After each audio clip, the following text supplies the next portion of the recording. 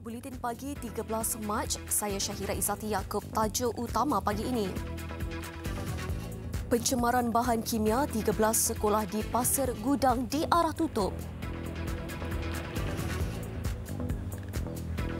Juga semua penerbangan keluar masuk pesawat Boeing 737 MAX digantung berkuat kuasa serta-merta.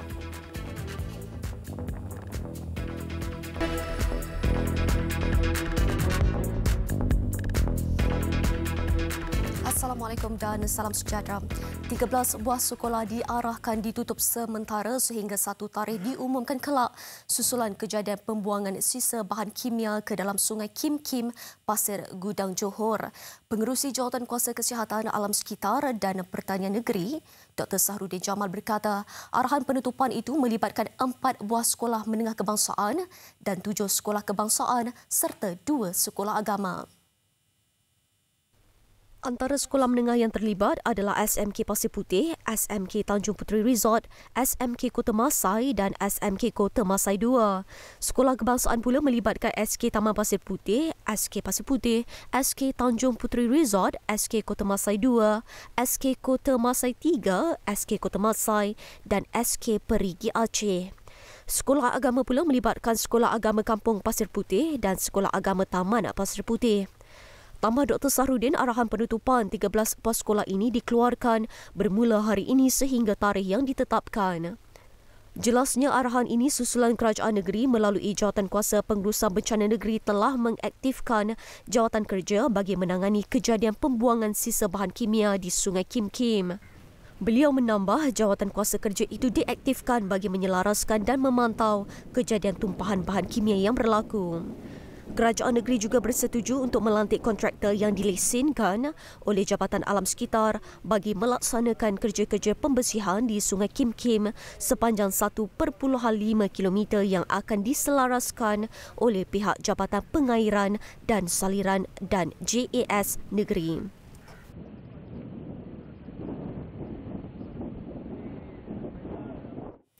Dalam pada itu, Jabatan Kesihatan Negeri Johor JKNJ menafikan penularan kabar angin menerusi WhatsApp. Kononnya, Hospital Sultan Ismail Johor isytihar Red Alert susulan terdapat beberapa kes kematian akibat pencemaran sisa toksik di bandaraya berkenaan. Menurut pengarahnya, Dr. Salihuddin Abdul Aziz, sehingga kini tiada sebarang kematian susulan kejadian pembuangan sisa toksik di daerah Johor Bahru.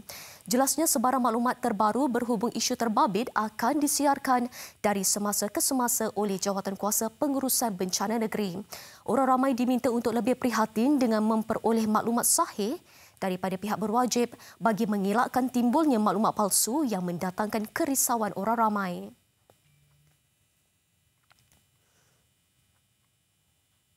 Dan untuk mendapatkan perkembangan terkini pencemaran berkenaan, kita terus sahaja bersama wartawan kami Muhammad Zahir Senapiah. Jadi Zahir, apa yang terkini mengenai pencemaran berkenaan?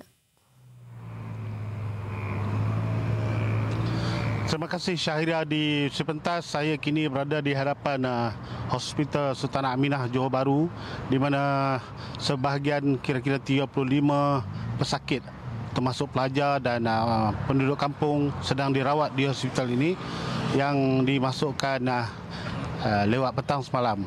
Daripada jumlah itu, 5 pesakit kini berada di zon merah, 19 berada di zon kuning, manakala bakinya adalah berada di zon hijau.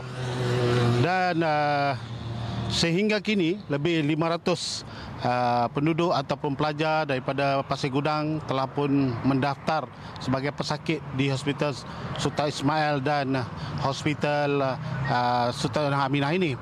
Dan sebahagian besar daripada mereka berada dalam keadaan stabil.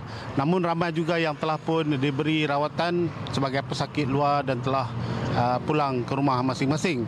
Dan suatu perkembangan yang menarik yang dapat saya kongsikan di sini adalah malam tadi kerajaan negeri telah mengaktifkan bilik gerakan pengurusan bencana negeri yang akan dibuka pada pagi ini di Pasir Gudang, di Majlis Perbandaran Pasir Gudang, di mana bilik gerakan ini akan mengambil alih semua kerja-kerja dan juga program-program di pencemaran toksid kimia ini. Dan saya dipahamkan sebahagian besar daripada mangsa-mangsa juga telah pun dimaklumkan mengenai perkembangan ini.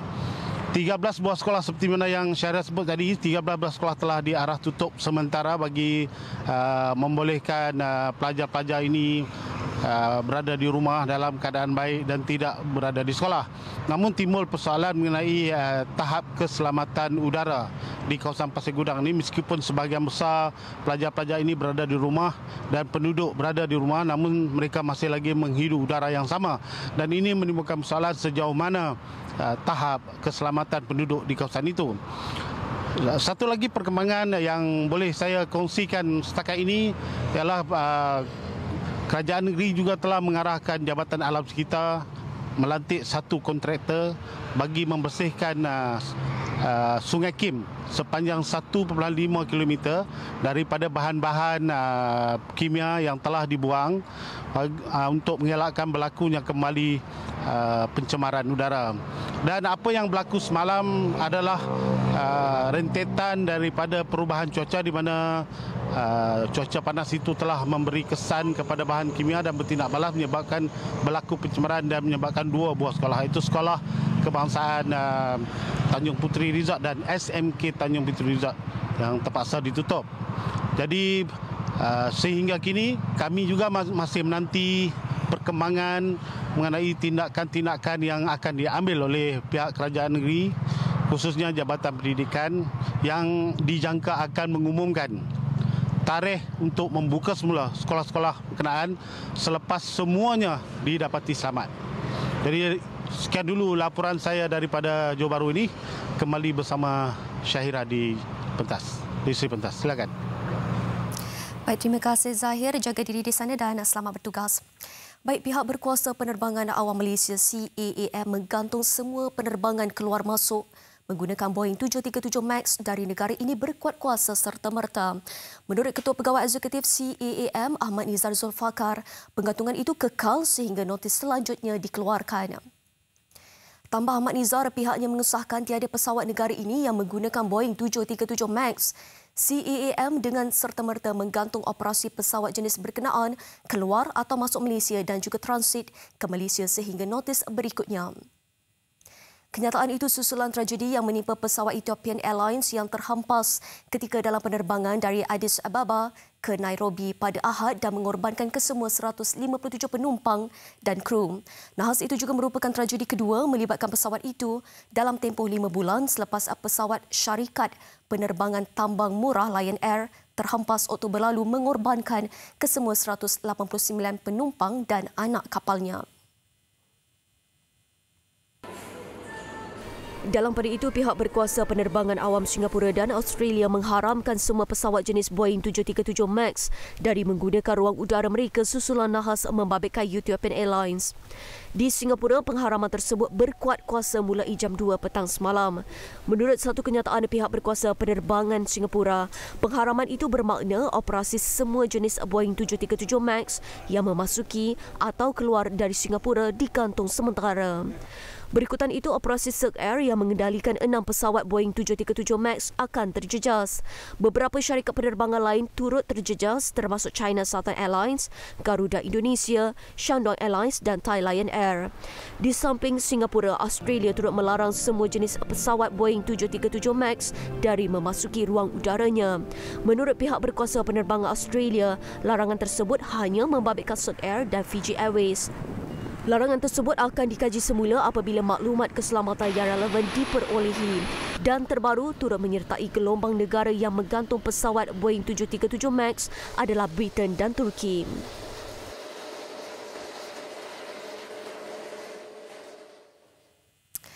Kementerian Pertanian dan Industri Asas Tani memberi jaminan akan mengembalikan jumlah allowance sara hidup ESH bagi golongan pesawah dan nelayan kepada RM300 pada tahun hadapan.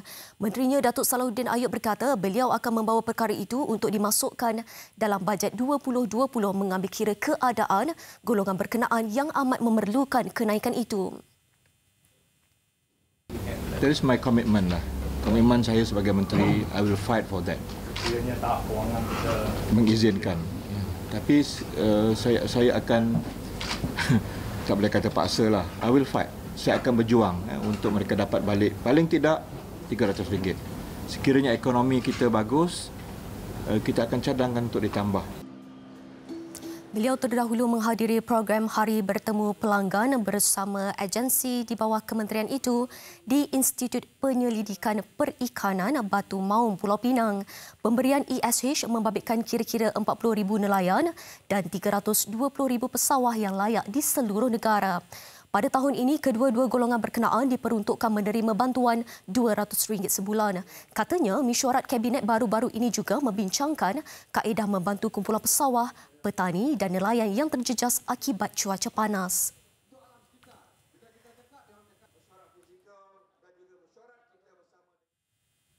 Ahli Parlimen Port Dickson, Datuk Seri Anwar Ibrahim mempersoalkan tindakan polis di Raja Malaysia mengusir warga Mesir dan Tunisia pada 5 Mac lalu atas alasan boleh mengancam keselamatan negara. Ujarnya tindakan pihak berkuasa itu dilihat tergesa-gesa dalam membuat keputusan. Dalam kenyataan medianya, Datuk Seri Anwar berkata beliau menentang segala bentuk keganasan dan tidak berhasrat mencampuri urusan keselamatan dalam negara. Namun setelah merujuk kepada Menteri Dalam Negeri, Menteri Luar dan Perdana Menteri, ternyata keputusan pengusiran dibuat tanpa merujuk terlebih dahulu kepada Menteri dan Perdana Menteri. Katanya lagi, Malaysia perlu bertindak berdasarkan maklumat sahih yang diperolehi dan tidak bergantung semata-mata kepada dakwaan perisikan negara asing.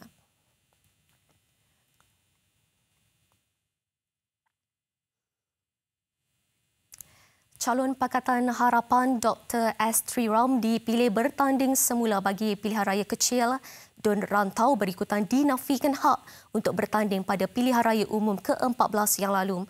Perdana Menteri Tun Dr. Mahathir Mohamad yang juga pengerusi PH berkata beliau berpegang kepada prinsip keadilan iaitu calon yang layak harus dibenarkan bertanding untuk menjadi wakil rakyat.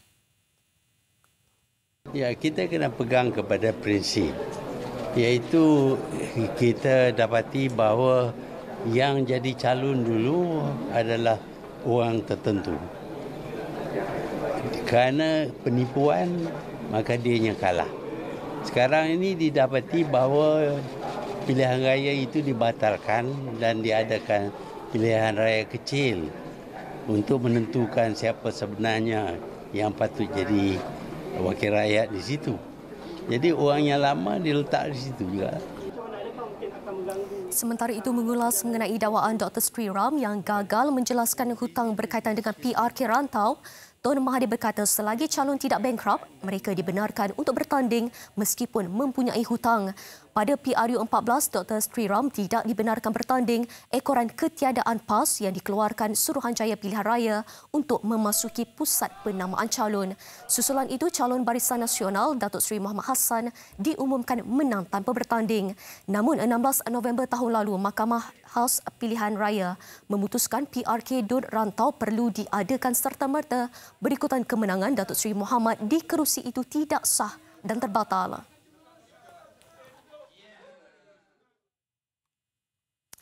Dalam pada itu, isu perkauman yang digunakan BN dalam kempen pilihan raya kecil Dun Semenyih tidak melambangkan semangat perpaduan walaupun berjaya menimbulkan sentimen. Menurut Timbalan Presiden Parti Pribumi Bersatu Datuk Seri Mukris Mahathir, PH akan terus berusaha memperoleh kemenangan untuk PRK rantau tanpa menggunakan isu perkauman yang sempit.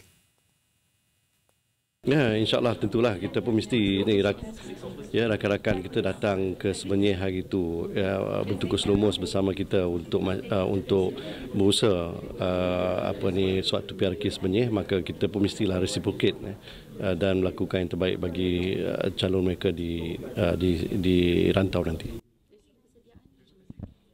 Persediaan saya ingat sudah pun bermula. Baik, Kerajaan Sabah menubuhkan unit kecemasan air di setiap daerah di negeri itu bagi menghadapi musim kemarau. Menteri Pembangunan Infrastruktur Negeri Datuk Peter Anthony berkata, menerusi unit berkenaan, setiap daerah menyediakan tempat khas untuk penduduk mendapatkan bekalan air bersih. Ketika ini, usaha menghantar air ke setiap daerah dan penempatan yang terjejas berdepan masalah logistik seperti lori tangki dan tangki air yang tidak mencukupi. Sehubungan itu, Jabatan Air Sabah telah diarah untuk menyediakan tempat khas di setiap daerah di mana penduduk boleh mendapatkan bekalan air. Kita tahu masalah sekarang ini, masalah kemarau ini amat kritikal bagi kita. Jadi di kawasan-kawasan ataupun di daerah-daerah yang berada di pedalaman ini, satu unit kecemasan telah kita tubuhkan di semua daerah. Jadi pembakalan air ini seperti mana yang kita tahu bahawa kekangan atau masalah kita ini, kita tidak mempunyai lori tangki yang mencukupi. Penduduk juga diingatkan supaya menggunakan air secara berhemah dalam keadaan sekarang. Awal bulan ini, Kota Belud diisytiharkan sebagai daerah bencana alam kemarau. Ada air, ada sungai pun sempat kering itu air. Sempat kering. Sekarang itu air sungai sudah sikit lagi. Ada yang biru-biru, tidak tahu apa nama itu. Ada masam rambut-rambut, Pak. Dari susah ambil itu air. Kurang 3 bulan sudah sekarang ini, musim kemarau sekarang ini. Jadi yang paling bahaya sekarang ini ialah sekitar kita yang tidak mempunyai air dan rasa-rasa mudah terbakar. Karena kita tidak tahu puncak di mana yang air itu, kebakaran itu, api itu. Dalam perkembangan lain, Kerajaan Sabah mengingatkan mereka yang dilantik sebagai pemimpin masyarakat seperti Ketua Adat, Ketua Daerah dan Ketua Kampung agar menjalankan tugas penuh bertanggungjawab dan adil kepada semua penduduk tanpa mengira fahaman politik. Nasihat itu diberikan setelah proses pelantikan pemimpin masyarakat yang mewakili semua kaum di Sabah kini hampir selesai selepas tertangguh akibat masalah tertentu. Mereka ini bukanlah mewakili parti, tetapi mereka ini mewakili kerajaan negeri. Jadi tidak semestinya sekiranya mereka ini dilantik daripada kalangan PKR ataupun APKO ini, mereka cuma memberi bakti kepada parti yang berkenaan. Tetapi mereka ini, yang kita tekankan pada hari ini, mereka ini mewakili kerajaan negeri. Datuk Peter terdahulu menyempurnakan majlis penyerahan watikah pelantikan kepada 195 pemimpin masyarakat termasuk Ketua Adat, Ketua Daerah, Ketua Anak Negeri dan Kapitan Cina di Matunggong Kudat.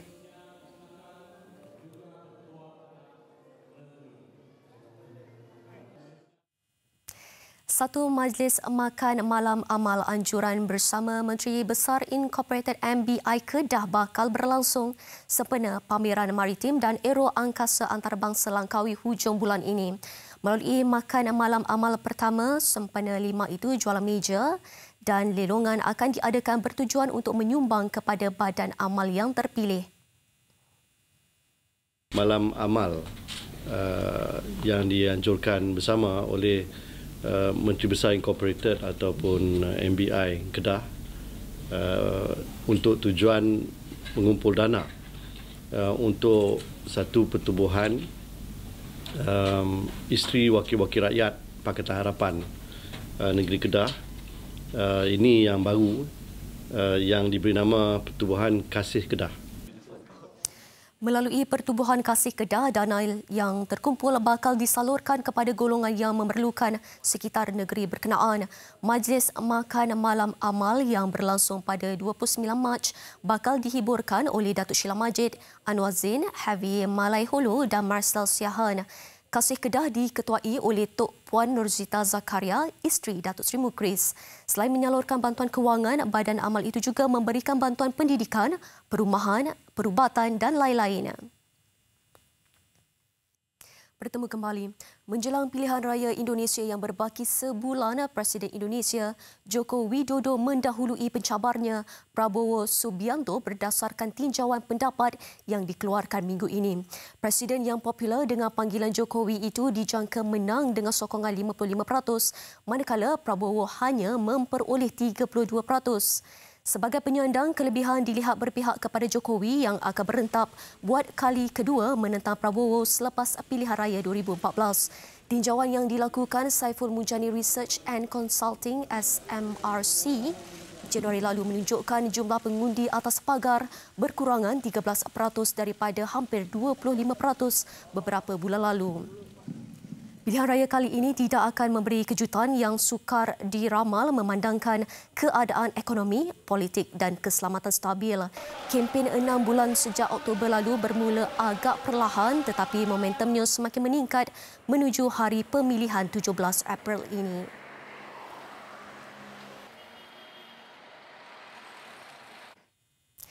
Ketiadaan bekalan elektrik yang diperlukan bagi mengepam air menyebabkan penduduk Venezuela kini terpaksa mencari sumber air sendiri. Krisis ketiadaan bekalan elektrik dan air menambahkan lagi sengsara penduduk negara itu yang dihimpit masalah kejatuhan ekonomi dan kemelut politik. Dalam pada itu, isu kekurangan air menimbulkan kebimbangan merebaknya wabak penyakit.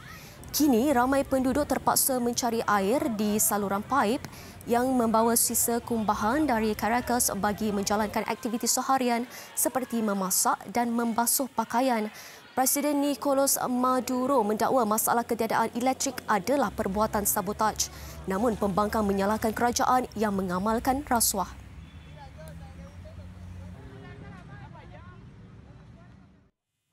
Seorang lelaki menggunakan jeans miliknya untuk mengapungkan diri daripada lemas di perairan New Zealand.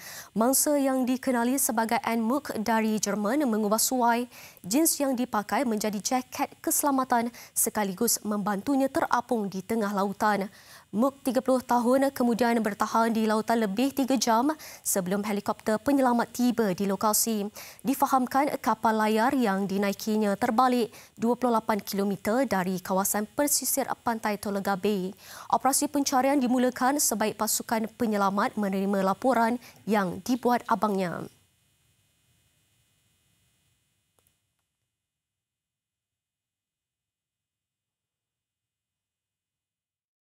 Sukan bola sepak Liga Juara-Juara. Cristiano Ronaldo meledak hat-trick untuk menjulang Juventus mara ke suku akhir selepas menewaskan Atletico Madrid 3-0 awal pagi tadi. Manakala Manchester City melangkah bergaya dengan 2 jaringan Sergio Aguero memberikan juara Inggeris itu kemenangan besar 7-0 ke atas wakil Jerman Schalke 04. Kemenangan pada aksi kedua peringkat 16 terbaik itu menyaksikan Juventus juara Itali bangkit daripada kekalahan pada pertembungan pertama dan mara menerusi keputusan agregat 3-2. Ronaldo menjaringkan 2 gol menerusi tandukan pada kedua-dua babak permainan dan menyempurnakan penalti untuk membawa Juventus ke sesi undian peringkat 8 terbaik. Atletico kendalian Diego Simeone meraih kemenangan 2-0 di Madrid dan penyikiran mereka menyaksikan harapan kelab Sepanyol itu untuk beraksi di pentas final yang dijadual di gelanggang sendiri Stadium Wanda Metropolitano pada 1 Jun depan terkubur. Ini kali ke-8 Ronaldo menjaringkan hat-trick pada kempen Liga Juara-Juara dengan kecemerlangan itu mengulangi pencapaiannya ketika beraksi bersama bekas kelab Real Madrid pada 2016 yang ketika itu tewas 2-0 pada aksi pertama sebelum bangkit. Sementara itu, City yang memerlukan 2 gol lewat untuk menang 3-2 pada aksi pertama di gelanggang lawan sebelum ini memanfaatkan sepenuhnya aksi di Etihad untuk mara dengan agregat 10-2. Penyerang Argentina Aguero membuka tirai jaringan menerusi penalti pada minit ke-35 dan menggandakan kelebihan 3 minit kemudian sebelum bekas pemain Schalke Leroy Sané yang cemerlang melakukan 3 umpanan meledak gol ketiga. Raheem Sterling, Bernardo Silva, Phil Foden dan Gabriel Jesus turut mencetak nama sebagai penjara gol bagi melengkapkan kemenangan terbesar City dalam kancah Liga Juara-Juara.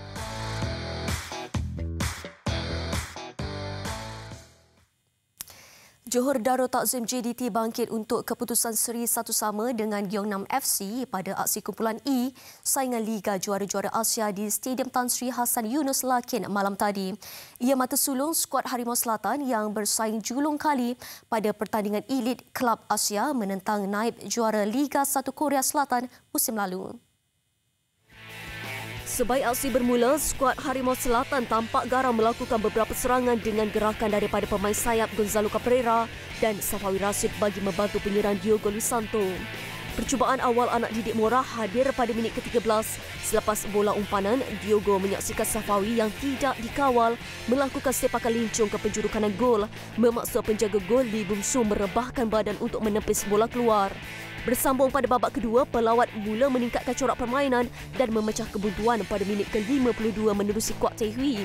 Namun JDT akhirnya berjaya menyamakan kedudukan apabila sepakan sudut Safawi terkena tangan Son Jun Hoon dan pengadil Mohanan Qasim memberikan sepakan penalti pada minit ke-68 yang disempurnakan oleh Diogo.